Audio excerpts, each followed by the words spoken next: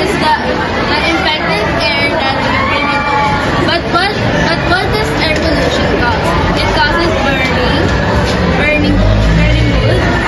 burning plastics, burning rubbers,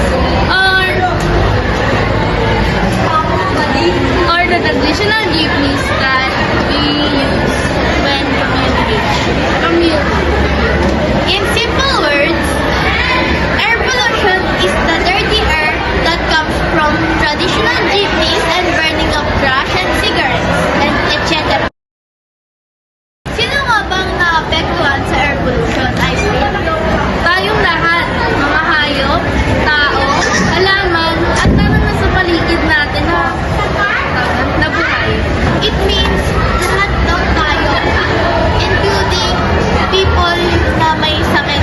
Kunyari baga, tapos tayo mga bata, tapos elderly people, tapos yung PWD. Almost lahat naman tayo na dahil masama nga ito sa health natin. Pwede pa tayo magka-lung disease pwede pa nga tayo magka-lung disease pagka nakalakot tayo ng sobrang daming air pollution. What is greenhouse effect? Greenhouse effect is, ito yung bahay na gawa ko siya sa glass that keeps the heat from inside.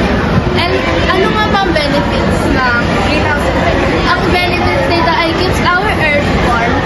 And kung wala po tayong greenhouse ay siguro magkaka-negative 18 Celsius tayo dahil sa walang source of heat tayo ng greenhouse. So, ang simple words, yung greenhouse effect, parang yung invisible blanket sa earth natin. Siya yung blanket na nagkikip sa atin na warm tayo para mabuhay tayo. Ganun. Yun lang. What is the primary source of air pollution? Yung primary source ng air pollution is yung parang pagsusuwag natin ng basura, tapos yung dito? Yung traditional jeepneys natin, tapos yung pagsisigaret ng mga tao. Who gets affected by air pollution? Sa akin sinabi ay, ang ulitin ko po, tayo pong lahat ay naapektuhan sa air pollution. Matanda, bata, or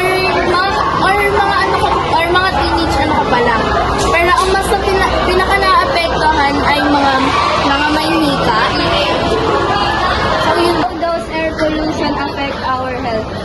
Naapektuhan tayo ng air pollution kasi pagka nakalanghap tayo ng kunyari, may nagsisigarilyo, pwede tayo magka-lung disease kasi pagka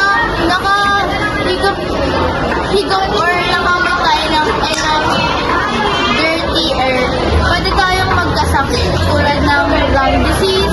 Last question, what is the greenhouse effect? The greenhouse effect is, ito yung gawa po sa glass na bahay, then the heat is trapping inside, then ang earth po natin ay nakikip po siyang warm, kasi kung wala po tayong greenhouse, ay siguro po yung earth natin ay nasa pinakamalamig na po na temperature. Tapos hindi tayo mabubuhay dun kung sobrang